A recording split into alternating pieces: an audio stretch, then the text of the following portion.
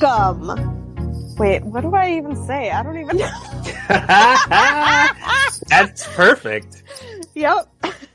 That's how we start every episode. Wait, what?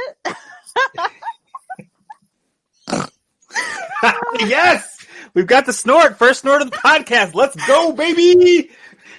Okay. Woo! Welcome to a brand new podcast. My name is Amelia. My name is Sherrick. And this is Amelia. And Sherrick, what are you doing? Yep. It's everything and nothing. Yep, at the same time. Exactly. Which makes it really hard to decide what to talk about because it's like almost unlimited. But yes. Yeah, that's okay. We'll figure it out. In trying not to pigeonhole ourselves, we have effectively pigeonholed ourselves. Yes. So last week we talked about some commercials for Le Super Bowl, or the big game, or the game that a third of America could actively not care about. And we talked about some of the ridiculousness that was being thrown that way. But this week, we thought that we would talk about some other ridiculousness that really kind of prompted the birth of this adventure that we were on, because we wanted to talk about, pop culture and as we know it. And if you don't know us, you will quickly find out that the 90s is pretty much where it's at for us as far as like pop culture goes. Mm-hmm. A little bit here, but I think she will agree that it's true. Yes. I had a 90s themed birthday party for my 30th. It was great. And it was amazing to the point where I'm definitely doing it again at some point. So, and we're not talking about like herder, like we did like some. Wouldn't it be cool if we just like watched the Fresh Prince for 3 hours? We went this woman went all out. Like we had like Kool-Aid jammers and like fruit by the foot. It was. I found Dunkaroos from Canada. Yes. Oh, I forgot about the motherfucking Dunkaroos. So good. Yeah, I found the phone that I had in my childhood bedroom and brought that and made art out of computer discs. Yes. And we did the Macarena twice. I found some inflatable furniture and a lava lamp. It was like everything I wanted from my childhood bedroom that I never had. It was so great. And yeah, we had like music videos playing the whole time, and I had posters up everywhere, and yes, it was. I recreated my 13th birthday party, birthday cake with rainbows and smiley faces and yin yangs because duh.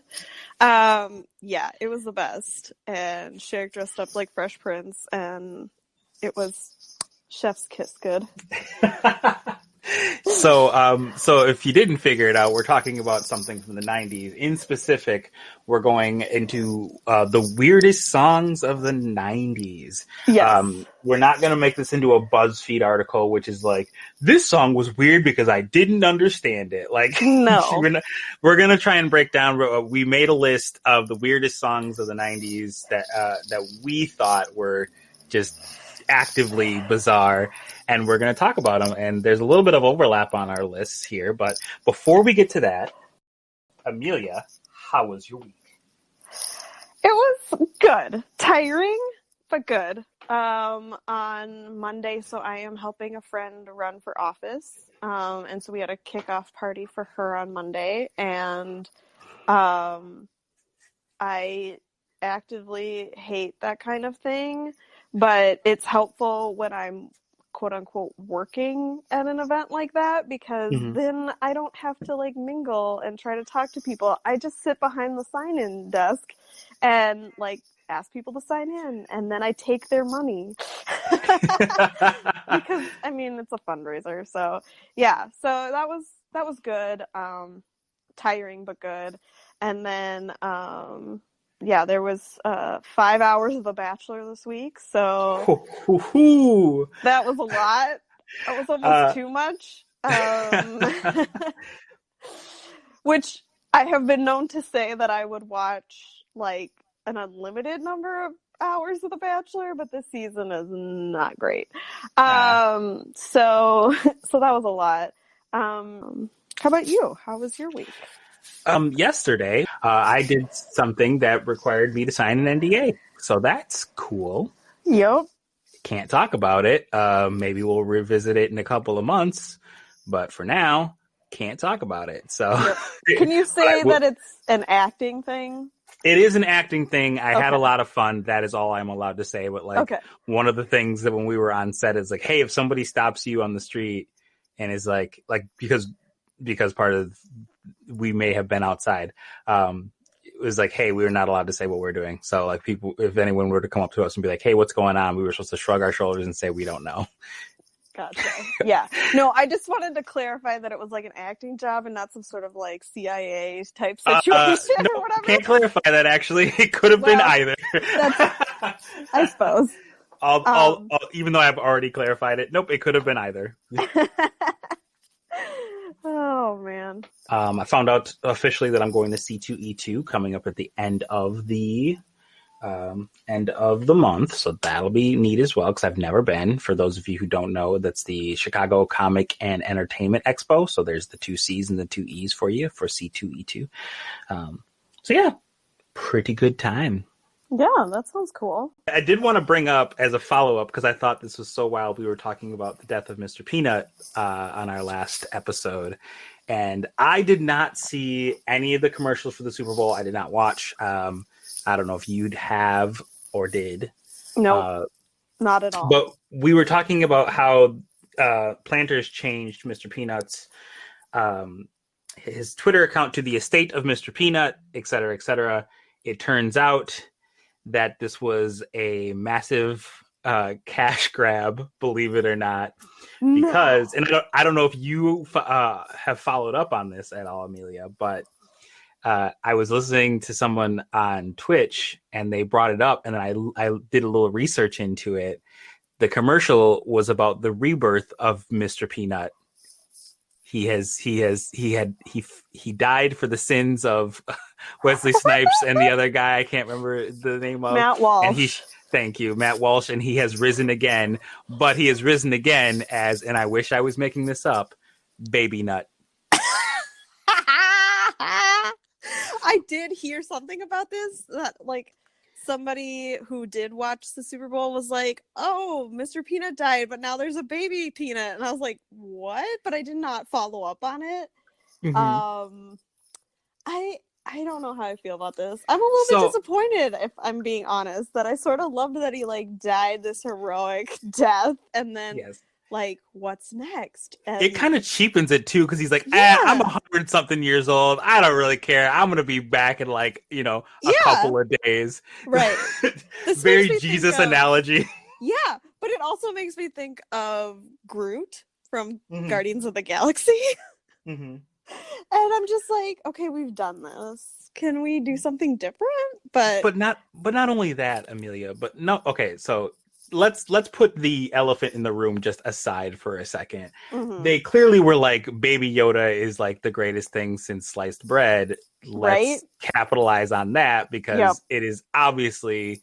And I don't know what the word is, but they're alluding to like, hey, Disney has Baby Yoda, we have Baby Nut. And now like, let's invite the elephant over to the microphone where we can talk about these dudes thought Baby Nut was a good idea in 2020. Do they not know we are all children? You seriously gonna say Baby Nut? Like, is the name of this character? Are you for real right now? Yeah, that was, somebody did not think that through. And they were like, amazing to me how often that happens. How often like some product gets made or some commercial gets done or something, and it's like, ooh, that someone didn't think that through.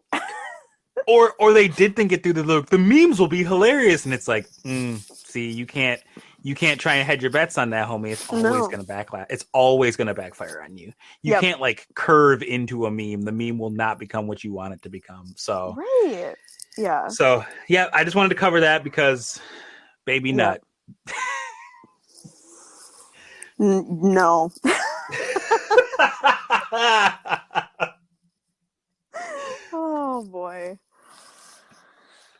right. Well, I think on that note, it's Mm-hmm. time to get to the main event. Yep. Um, so yeah, yesterday when we were thinking of topics, and yes, we were just figuring out our topic for today yesterday. I one of the ideas I had was let's talk about ridiculous songs from the 90s. And to be fair, every era of music has its ridiculousness, but again, we are children of the 90s. Um, our formative years were in the 90s, and so this is where our head goes and where our love goes. And so yeah, let's talk about it. And so I said, okay, we don't need to make like a top 10 list or anything like that. I don't want to get too bogged down in like ranking and whatever, but like let's just whatever the first songs that pop into our head when we think ridiculous songs of the 90s, Mm-hmm. and we'll compare lists on the pod. So yeah, we compiled these lists and just shared them with each other, and it is like I would agree that everything on Sherrick's list is 100% accurate, and there is some overlap. So yeah, let's dive in, I guess. Let's start with the first one that is it's not the first on your list, but it's definitely the first on mine. Mm-hmm. Uh, this and I don't think we're gonna play any of these songs No. If you because don't know them, look them up, yep. and if you don't know them, why? You'll find out. You will find out. So this is Barbie Girl by Aqua. Yes. And now to be clear, as far as I'm concerned, these songs on my list may not be like awful per se. Uh-huh. I recognize that the majority of the songs on this list, if not then now, I jammed to. But Yep. that does not make them any less fucking weird. Yep. And I fucking love Barbie Girl, and I love that there was like a I can't remember. I don't. I want to say there's a Japanese version of Barbie Girl sung by like an idol trio that I can't Oh. name. That is like equally as wild, if not slightly wilder, because that's how pervasive this song was. Right. Yeah, It this song like was escaped. everywhere. It escaped the culture of America and jumped over to Japan because Yes. there was like a version of it that was like Chidi Chidi Boom, which I don't know if that translates directly or not. I'm working on my Japanese, but um, yeah. So this song was wild for very very many reasons. One of which the fact that there was an actual lawsuit between the band and Mattel over this Yep. song, Yep. which I'm pretty sure you knew. Yes. But the fact that like Mattel was like going to war over this song because they were just like it's too scandalous to be playing on the radios, and it Mm-hmm. sets a bad example for those kids who are just trying to get some wholesome clean fun out of our Barbie dolls. Right. uh, and I believe, if memory serves correctly, because I'm not looking this, I don't have like I just have like notes on it. I didn't like pull up an article or anything. Mm-hmm. The lawsuit was dropped, uh, Mm. but Mattel ended up winning anyways because Aqua is no longer together. So Yeah, I feel like on the surface it was probably like you can't use it because Barbie is trademarked or copyrighted mhm. or whatever. Yes. But yeah, I know that they were upset with it being scandalous because in particular there's a line that says you can brush my hair, undress me everywhere. And yeah, they were not okay with that. And I'm like, okay, you're the one who creates a doll that is like structurally unsound. Like, if a person had the measurements of Barbie, they would not be able to walk. So, Mm-mm. like, don't give me this bullshit that, like, it's scandalous or that it's, like, sexualized because, okay. I get why Mattel was pissed, but I also am like, this is good, like, promo for you.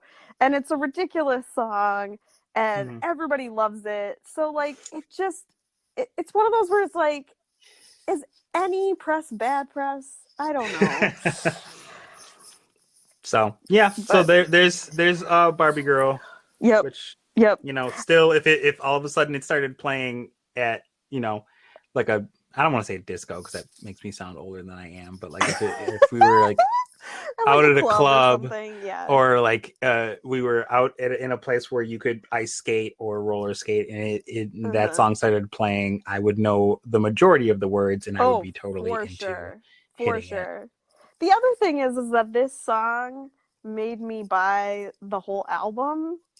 And I have to say that, like, this high pitched woman's voice singing this song fits for a song about Barbie, right?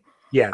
But that's just that woman's voice. So every song had this woman's like really high pitched, like Mm-hmm. almost grating voice to it, and then the dude with like the really low voice, Come and on, like Barbie, let's go party. Like, whoa, dude. yes, Yikes. yes, it's so like it should be terrifying. Mm-hmm. It's like, what kind of party you trying to get me to, my dude? No. Yeah, No, but thank you. every song was like that, and Mm-hmm. I loved it at the time. Yes. And that's kind of how the 90s, like, as far as like music was concerned, like, Oh if you yeah, wanted to hear a single, you listened to the radio. Like, yep. nowadays, it's like singles or whatever, you can just distribute it because all you have to do Mm-hmm. is upload it to the internet and you're all good. But like in the 90s, like, that's like, if you wanted to listen to a song, you either got your tape like recorder ready when it came on the Yep. radio, and you prayed that it wouldn't have like some sort of like early cutoff for an ad or like any Uh sort of huh. Uh huh. censorship or anything like that, Yep. or you bought the whole album because that Or was yep. the other way to listen to it. Like Yep. you could easily, not to say that any of those, well, maybe I'm not gonna hedge my bets here, but like in theory you could put out a single and then just fill the album with the rest of junk, and it's like, well, you sold Yep. an album, Yep. congratulations. Yep. I mean, I was not above having a couple of singles. Yes. That would be cassette singles. Or a couple of CDs that were just singles. But yeah, now that just feels so wasteful. Mm-hmm.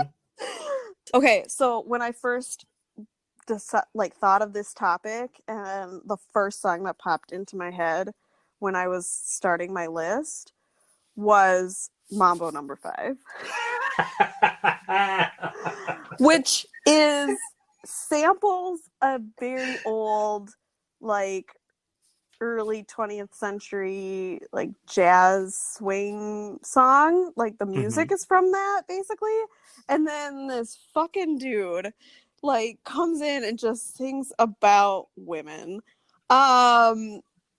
And it just like it was so fucking catchy and you knew all the words, but when you listen to it carefully, you're like, okay, this dude's a player. Like Mm-hmm. this dude has like 10 girls on the side. And you know what? Whatever. That's his choice.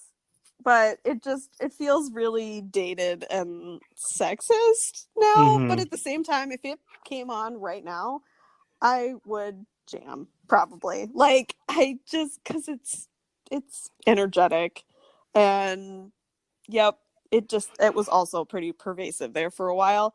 Mm-hmm. And yeah, um that dude never did anything else as far as I know. Nope, I don't Um think. I think that was the only single that he had as far as America was concerned. But I do mhm. have a little uh, interesting bit about Mr. Vega. So number one, I thought for the longest time that his name was Lou Vega, like with a V. Oh. Uh-huh. I don't know why. I thought maybe just, I mean, in the age of like LimeWire or whatever, like people would just name the song whatever they thought it was, and then you would Uh-huh. download it and be like, so I think maybe that like, not to say necessarily that I downloaded any songs in that era, but but that that kind of thing would very easily make people like, oh yeah, that one song by the Bare Naked Ladies is called Chickadee China, the Chinese chicken, and you're just like, that's not the name of the No. song. Yep. uh but also I'd like for you to guess where you think Mr. Vega is from. Oh, I know this. Okay, dang it. He's from Germany. He is, which I was like, okay, because he does. This is my Right. ignorance showing. He does not look like a man from Germany. Right. Yep. So, Yep. And he does not sound like a man from Germany either. No. If you've Yeah. I listened to the think that's song, the biggest thing for me. but yeah, so I would say that this particular song in tandem with the Macarena, which we did not list, believe it I or not, know. and did not make either of our lists, at least not preliminarily. No. Um, Started kind of like the line dance culture, so to speak, because I mean, not to say that Mm-hmm. every song that you know brought that about came from the '90s. You know, Cupid Shuffle, looking directly at you, but Right. that kind of Yeah. started it, like in tan. I don't remember if Right. the Macarena came out before or after Mambo Number 5, but there was Before. okay. So there was some instructions like jump up and down and move it all around. You shake your Right. hands to this sound, put your hand on the ground, one step left, etc., etc. It's not the Yep. whole of the song, but like it's in there. Mm-hmm. Um, so that was I mean, it again, it's a song that like if it came on right now, you probably groove to it, but you'll find that a lot of the songs that are on our list, I feel, have they're very sexually charged, Yes. and at least here in my neck of the woods, in Milwaukee, it was music that was still played on the radio. Nobody gave a shit as Yep. far as like kids listening to it. Yep. Yep. There wasn't like a major like Disney Channel or like Disney Mm-hmm. Radio. I mean, Disney Radio was a thing, but I don't think they really like touched like covers of songs like I know that they did later on. I Mm-hmm. haven't listened to them recently. There wasn't like a Kids Bop around to like clean Mm-hmm. up the language. Um, like going just as an example, I used to as a part of one of my jobs have to work Summerfest, which for those who are uninformed is it purports itself as the world's largest music festival. Whether that's still true or not, I don't really feel like looking it up. But there's tons of bands there, but also like it's a big entertainment week for the people of Milwaukee, Wisconsin. And so you want to have areas where children can be entertained. And so there would be like, a little tent for like kids activities like magic and dance, like they can have their own like little concerts and that kind of stuff. And this woman did like a kind of like a show that was meant to be like fun for kids, but it was very clearly like, here, you can sit here, I will tire out your children so that you can enjoy yourself. And she played Uptown Funk, the Kids Bop version, which is one of the lyrics that I remember clear as day, and I will never forget, is "Fill my cup, put some water in it." I was like, I know that was a really long story to get to that one line, but I was just like, that didn't really happen in the '90s. Either you played like a weird cartoony sound effect over the words in the song you didn't Yep. want to hear, or they didn't Yep. play it. Yep. Yep. Yep. Yep. Yeah. So, And I will say that like yes, Macarena came out like I want to say 96 and Mambo mm-hmm. Number 5 came out in 99. But Okay. yeah, like before that line dancing was just like a country thing. Like Yes. yeah. But then like Macarena in particular and then yeah, later Cupid Shuffle and songs like that where it was like specifically to teach you a dance, to have you like do a dance. Yes. And yeah, I have a love-hate relationship with that kind of thing. I don't know. Hey, if you would be so kind, please tweet us at ASWAYDPOD and tell us where you learned how to dance the Macarena. Because I am increasingly curious as to where our audience has learned this. I don't care if you're listening to this like years down the road. Tweet me. I want to know. Tell me where you learned it, because I definitely learned this in a grade school PE class. Oh my god, are you serious? I am 3,000,000% serious. That's hilarious. I love it. I honestly don't know. I feel like it was daycare. Like I feel like it was yeah, I mean, I went to daycare pretty much until I was like too old to go, until they like would not let me go anymore. And so I feel like, and yeah, about that time I was going to like a home daycare, one of my friends' moms had like a small daycare in her home, and like we would play that song outside and just do the dance. And yeah, I feel like that's how I learned it. I don't know. So, all right. I will go next, and I'm going to talk a little bit about Groove is in the Heart by D-Light, and there are three E's in D as far as the D-Light part goes. Like there's obviously one in light, but I looked this up because I was just gonna put like, D-Light, D-E Uh-huh. dash L-I-T-E. Nah, there's three of them. You better respect all Uh-huh. three of those E's. Delight. This song is like, to me, it is like peak 90s, but also like we're gonna throw some sound from like some like a little bit of retro sound in there, because it sound like some of the Mm-hmm. samples and stuff are a little bit like 60s 70s ish, Mm-hmm. possibly, but like I the the lyrics of this song are just so all over the place. It's a very much like, this song is just, we like these words, we like this beat, Yep. the groove is in the heart, Mm-hmm. sing it Yep. with me. Yep. Yeah, I remember specifically this music video and it being very psychedelic, Mm-hmm. and that the woman in it had like flipped out hair and a headband on and a very like 60s mod dress. And yeah, I mean, this was like peak 90s with 60s throwback in it. There was such a culture of like looking back to the 60s in the Mm-hmm.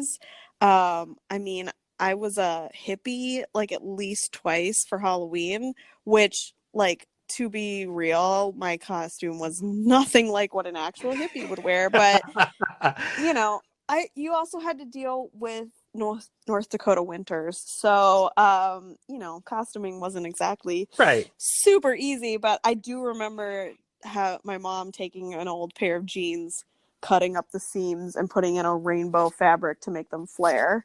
Mm-hmm. Um, and yeah, it just, for some reason, we were just like so in love with 60s culture, and this song really epitomized that, plus the early 90s like electronic dance music. Mm-hmm. Ugh. And like house music was a thing that like started in the 80s, but I feel like it was kind of a like, I don't want to say underground, because that kind of doesn't lead it doesn't send the right message, but it definitely wasn't as popular, I don't think, as it was in like the 90s. Mm-hmm. So like Groove is in the Heart came out in right on the edge, like right at 1990, but it was just like that kind of, those thumping beats that you would probably attribute to more to like basic club music, was definitely like, that house scene. um Mm-hmm. just like yeah, if you're not familiar with Groove is in the Heart, go listen to it. It's just wild. It's a It trip. is. It It is a really is. it And now I feel like I need to go read the lyrics, because like I don't think I've ever really paid that much attention to it. Like I could sing it kind of, but like Mhm. not consciously thinking about what it's saying. So, I'm just off the top of my head. I just remember I couldn't ask for another, and she sings it in such a high pitch. Like, yep. it's not quite as grating as Homegirl from Aqua, but it's Yeah, very high up there. it is. Yeah. Yep. Oh my gosh. But So speaking of really ridiculous lyrics, I'm yeah, gonna go with a song that is on both of our lists. all right. Summer Girls. this song, Summer Girls by this song. LFO. Oh, Um oh my gosh. This song defines junior high for me. okay. Before you go Um further, I need you okay. to tell our audience what LFO stands for. If you don't know, let me know. It stands for Light Funky Ones. But And it's spelled LYTEFUNKIE, funky. yes, yes, that's what I was The gonna say only way next. this would have been more 90s is if they would have put a Z at the end of one. Yes, yes. It needed a Z or an asterisk or something like. Oh my gosh, yeah. Um, I mean, this band, like, I mean, they really only had a couple of songs. Um, But oh my gosh, it just I can't. This fucking song was so ridiculous that like the the verses were just like random shit. Like it had nothing to do with anything. And then the chorus would be like, I like girls that stop by for the summer. Like, Yes. okay, what? This like, is but it was one of those so catchy.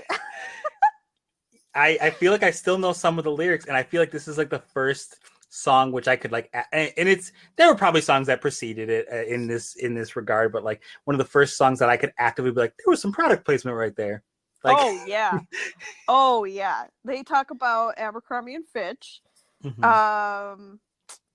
Yeah, it just like none of the lyrics make any fucking sense. It's just, yeah, yep. Let's see. Something. So it's like, hold on. New Kids on the Block had a bunch of hits, so there's like, hey, we're gonna glom on by mentioning New Kids on the Block, which is like, all right, cool, dude. Chinese food makes me sick.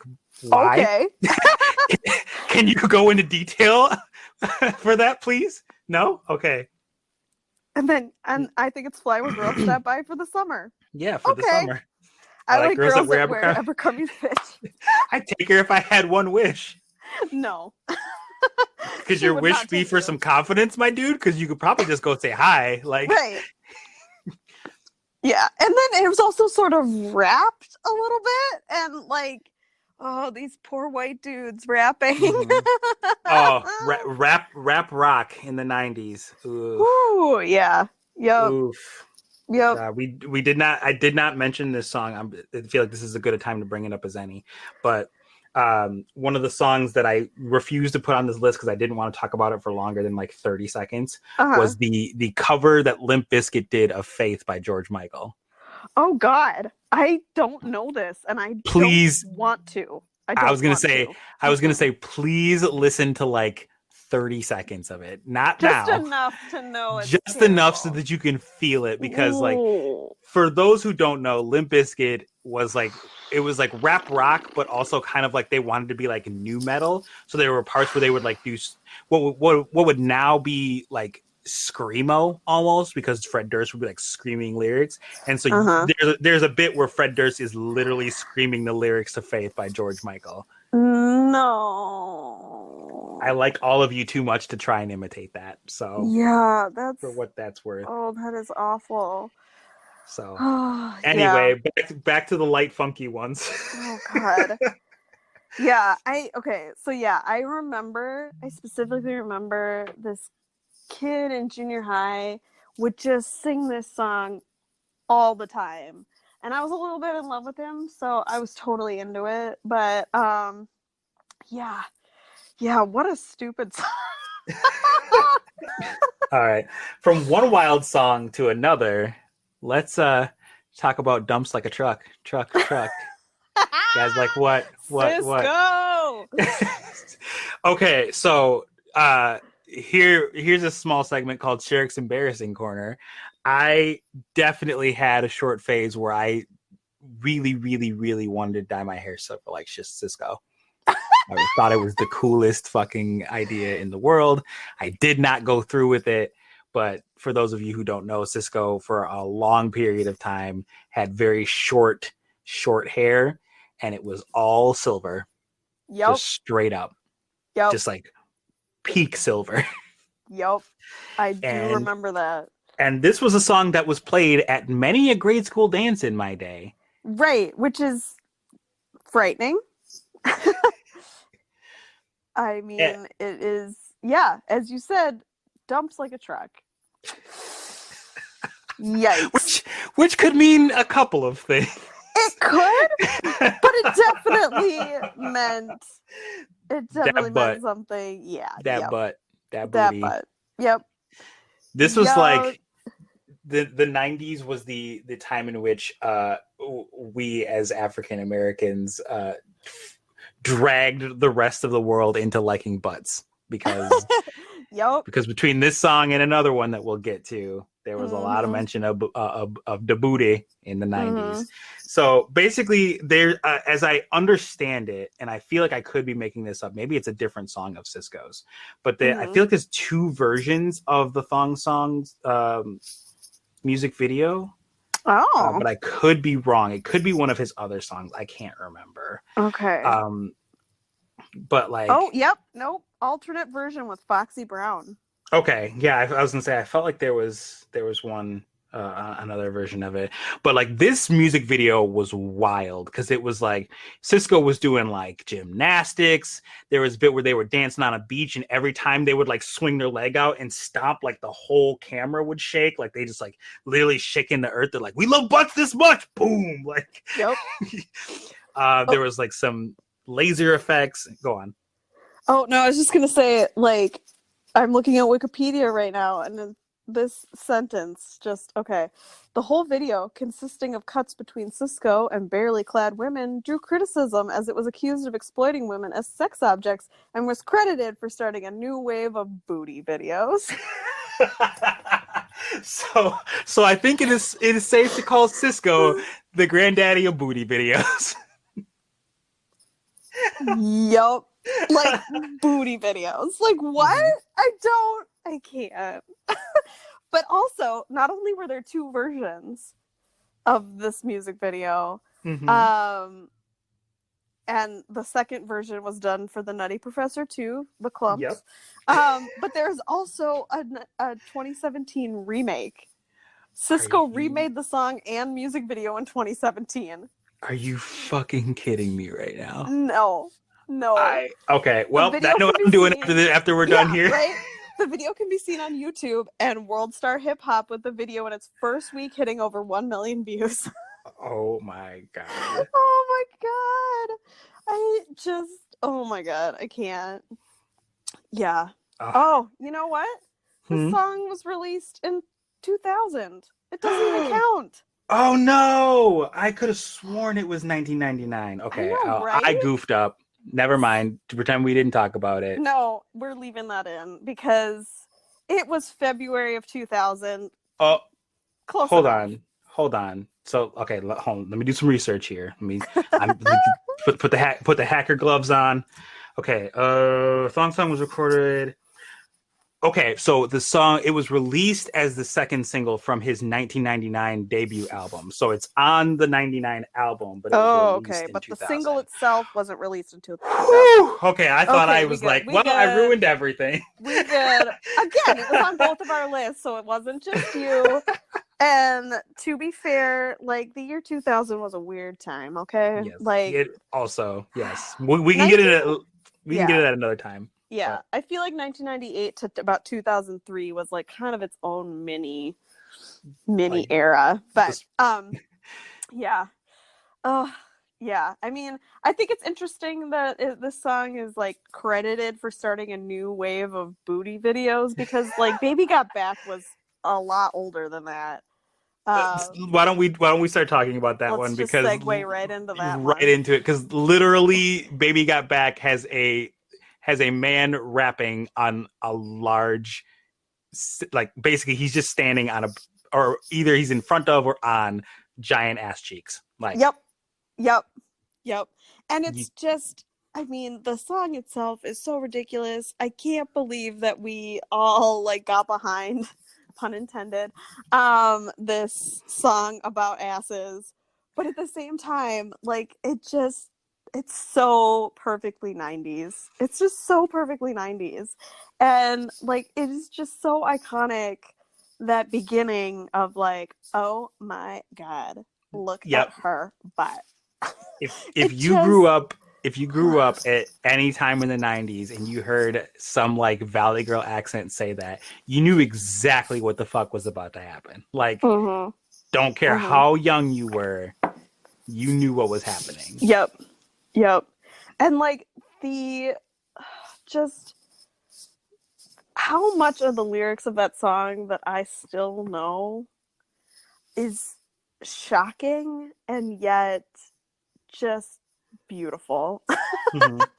So I'd like to amend my previous statement, and I would like to call Cisco the daddy of booty videos, because this man is obviously the granddaddy of booty videos, Oh since this yeah. came out nearly like I want to say 7 years earlier, if not a little bit more. But so I remember actually back when I like watched a lot of like TV, and like VH1 and MTV like were actually about music and not just like whatever the fuck they felt like. And there was an interview with Sir Mix-a-Lot where he talks about like the song, because like a bunch of the people at the time period were just like, it's just a song about butts, and it's like, it's just so gross, and like, how dare you talk about that? And he was like, well, it's not just about that, like it's about women who like are like almost, you know, starving themselves to look a certain way or whatever. And he's like, nah, eat red beans and rice, like look good. You look good, so just fucking do what you want to do. Like it shaped me a little bit. I was like, oh man, he's so fucking right. Because I mean, he talks about like, you know, the beanpole magazines or whatever, the beanpole models and magazines, and I was just like, you so right, Sir Mix-a-Lot. Everyone's like, you got to be skinny to look pretty. It's like, that's not fucking true. But and I'm not gonna get on a soapbox about that, I promise. But I was just like, had to point that out. Yes. Again, iconic. An iconic song in the 90s. This song was this music video was banned by MTV for a little bit. Which I feel like is hilarious. Like, for MTV to ban it, right? Like, I don't know. I feel like anything was on MTV. There. In fact, I was banned from watching MTV as a child. So, and I wasn't like really banned from much as a kid. But I was not allowed to watch MTV as a kid. And so, you know, I would watch it at friends' houses. Yep. But can we take a quick break to talk about something that I feel like could only really exist in the 90s? Okay. I don't know if you had this, but it was on basic TV, and it was a channel called The Box. I believe locally it was on like channel 8 or something like that. And it was a channel in which they just showed music videos all the time. What? It was literally like, it was like what MTV was for a while, but the catch is that you could do a toll-free dial, and you could pay like money to request a music video, and then it would play on that channel. So it was kind of like a radio request line, but it was for music videos. And this is where I learned about like Lil Wayne and Juvenile and like all of these other like hip hop artists, because like they were like TLC, all this other, like they were all. So anyway, yeah, we did not have that. And in fact, I remember in high school being really into watching like music videos and stuff, but really hating TRL, Total Request Live, because they would just like talk over the music videos or not show the whole thing, and that would always like piss me off so much. So I was always like, no, TRL's stupid.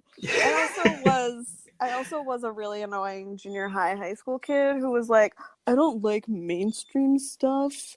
So which is like something else we could get into, but yeah, and so I was not into that at all, and I was totally like, yeah, I watched the top 20 video countdown on VH1 instead because it's better. Clearly. All right. So we covered that. Let's talk about another one that's on both of our lists. Okay. It's Informer by Snow. Yes. And white rappers. yes. This man. I did not know what he looked like for the longest time. So I made like no ideas. Like I assumed like he was, because it's a reggae kind of rap. Like it's very you know. Yeah. So I just kind of assumed like everyone that I thought about as it came to reggae was black, or you know, of the African or person of color style. Persuasion. Nah, this dude white because his name is Snow and he fucking meant it. And not only is he white, but he's like blonde with like big ass glasses. And he's and Canadian. he's Canadian. He's Yep. Canadian. His And his real name is Darren Kenneth O'Brien. How you gonna tell me this man said I'm gonna make an album that's all reggae music? Yep. And his name is he's Yep. Yep. I'm wrong for this. I should not make fun of this man for his name, but you will tell me your name is Darren Kenneth O'Brien. Like, right? the whitest names I could possibly think of. If they were like, "Hey, Sherrick, right now, 3 white names," I'd be like, Darren, Right. Kenneth, and Brian. So when you Google this song, under the people also ask questions on Google, the first one is, what is a licky boom boom down? Which I think we can all agree is the most ridiculous lyric of the song, if not of the 90s. Like, what even is that? But that's what he keeps saying over and over again.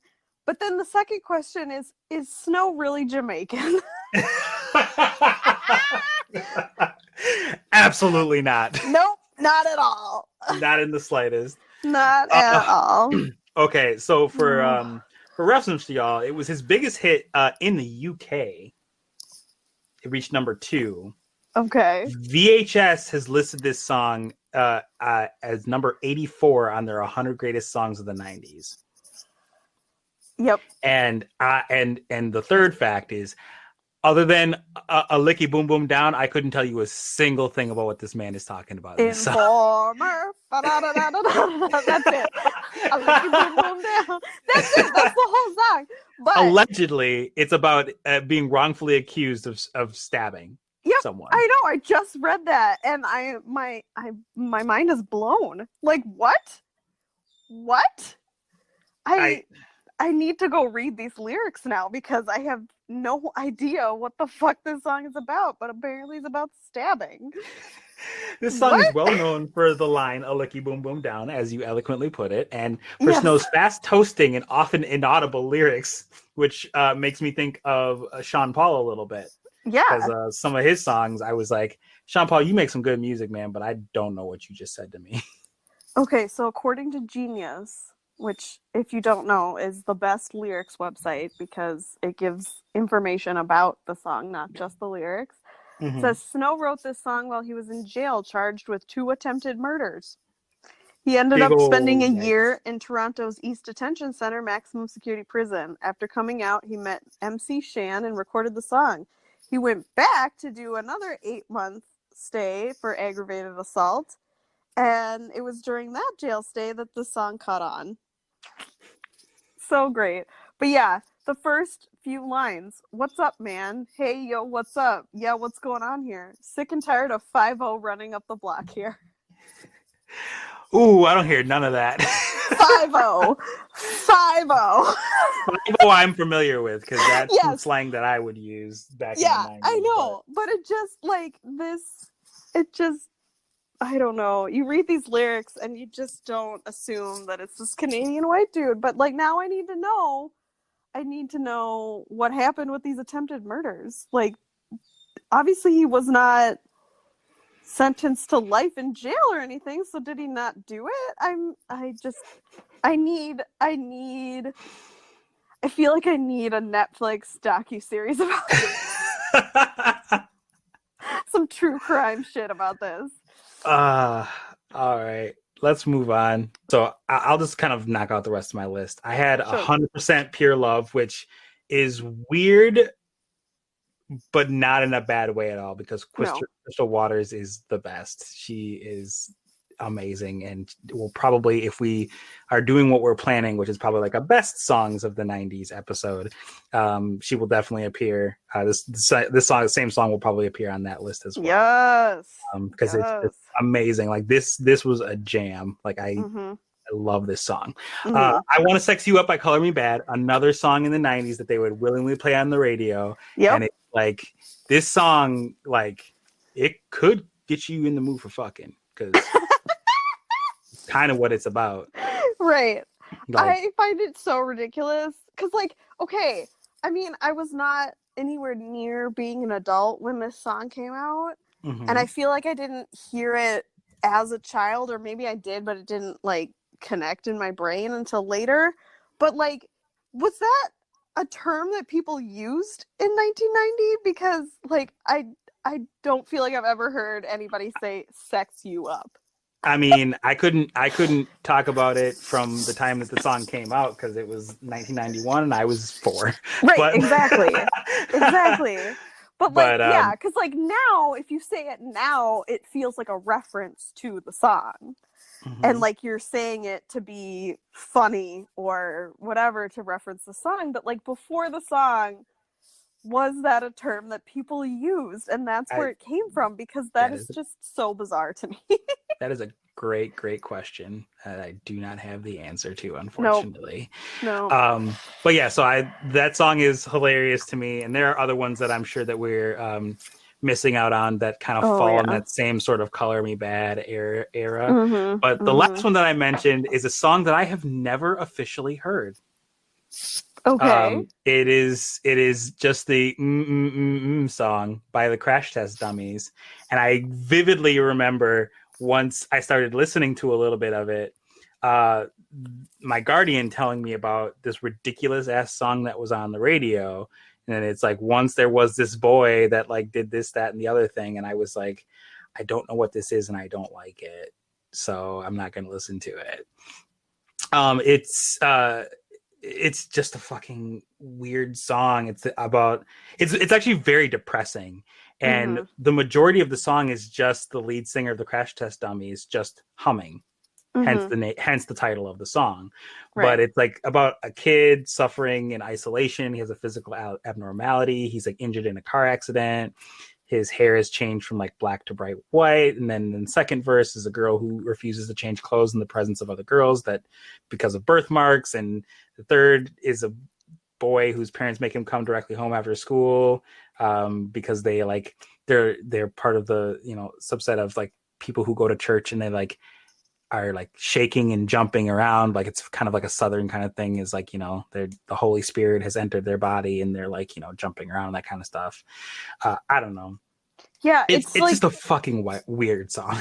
yeah, I can't say that I've ever actually heard it all the way through either, but just the fact that there's a song called is just weird in and of itself. And Mm-hmm. then yeah, like each verse is about a kid, something strange about a a different child, and it just feels very like, where did this idea come from? Mm-hmm. Like what am I supposed to get out of this? But yeah, so I had a few others on my list as well. Rico Suave, for those early 90s fans. Again, just a very weird song about a dude, and like this guy just keeps saying Rico Suave, and it's like, what the fuck is this? You're gonna have to um send this to me after we get off here because I have never heard you that. never heard Rico I've Suave? Oh my never heard Rico god. Suave. At least I don't think so. Oh my god. Yeah, I'll have to send it to you because it is great.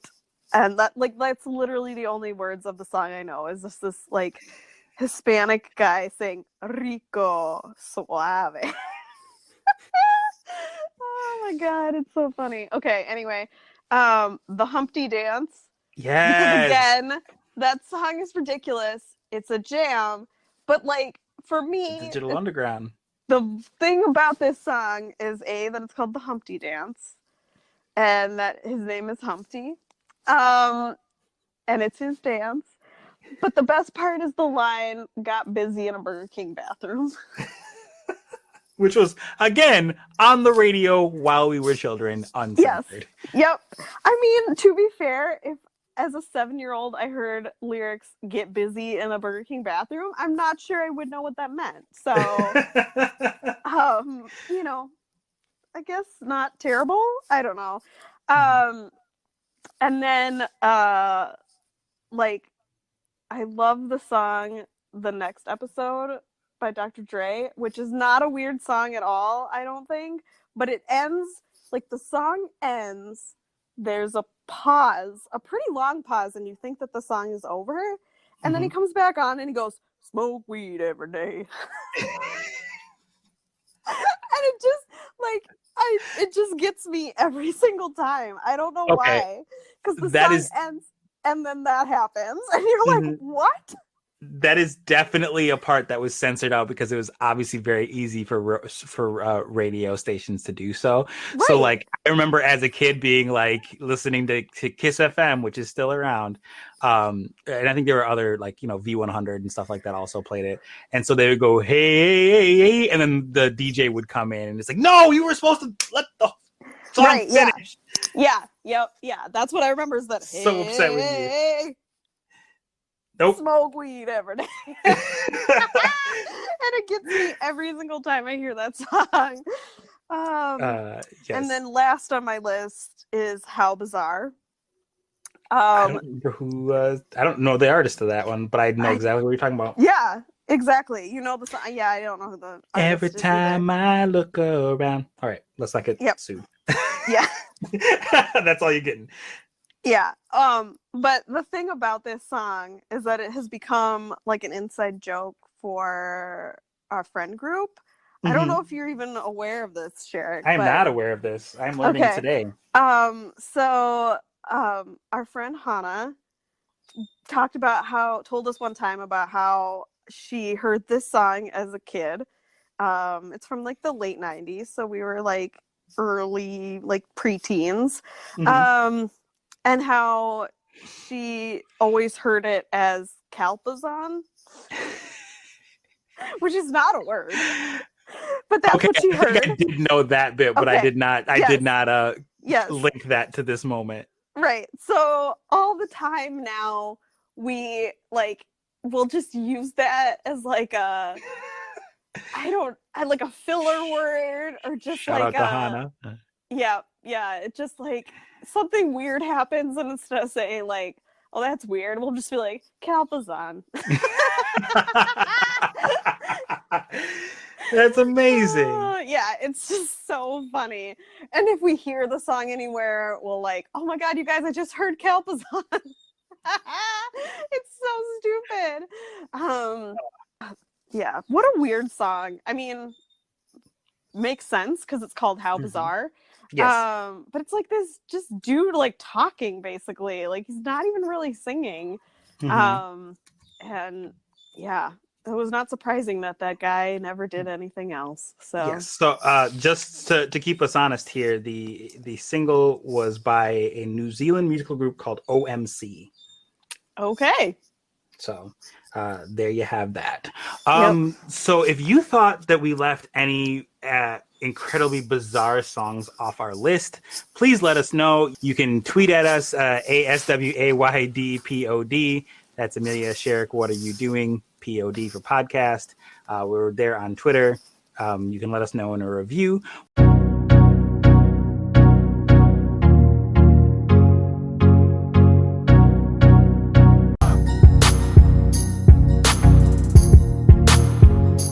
Before we split, I have to pull out the Amelia. What the fuck is this?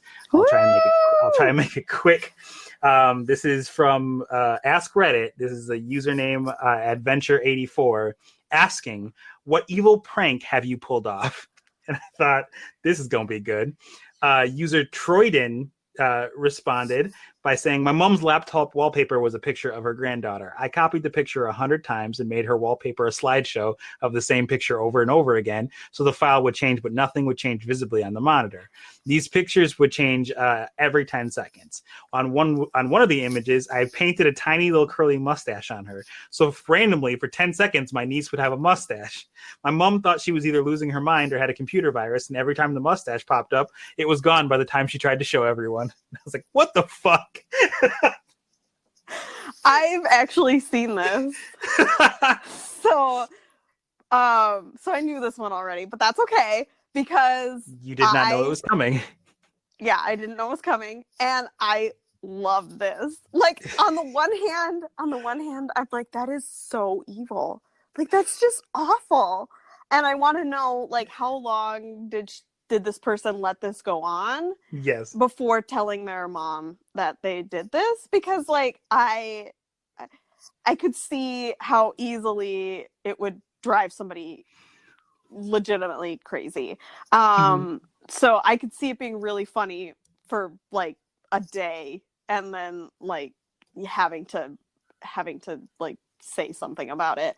But it's just genius. Like just genius to do this. Um yeah, I Just just like, who thinks of that? I wouldn't think of that, but same. I yeah, I'm so curious as to like the creative genius that is this person and what they could do with it for good. People just get wild. People just get wild. But Yep. Yep. all right, so that's the Amelia. What the fuck is this? Not all of them are going to be dumb people. Some of it's going to be people just being ingenious or clever or awesome. Yep. Because I feel like I don't want to pigeonhole myself on that one either. But it Yeah. definitely made me say what the fuck. So I was like, I got to send this to Amelia. But Yep. unfortunately, she already saw it. Anyway, That's okay. please rate us if you could. Give us them 5 stars so that we can get the word out. Share us with your friends, your family, your loved ones, your dog, your bird, your cat, your cat's cat, that kind of thing. And if you want us to do an episode, we're probably going to do it anyway, but if you want us to do like a greatest songs of the 90s or a greatest song of this or that, the other era, let us know. I've already told you where you can find us on Twitter. A Black Sparrow over here, and Amelia is at Shake Meets World. I believe she's Twitter there. So I was right. I took a gamble and I won. I don't remember what our outro is, but thanks for joining us, you guys. Yes, thank you so much for listening. Let us know what you thought. Give us ratings. Find us on Twitter. And with that, I don't remember our outro. Yeah, that's okay. I'll fill it with this. I believe we have committed to uploading a new episode every Friday. We will let you know if that changes. Yep. So you can catch us on the Friday, probably bright and early, or maybe like midday if we feel like you want to listen to us on your commute home or whatever. That's where we're gonna go. But that's Amelia. I'm Sherrick. Don't eat dog food. It's probably not good for you. Probably not good for you. Yep. Bye. Bye.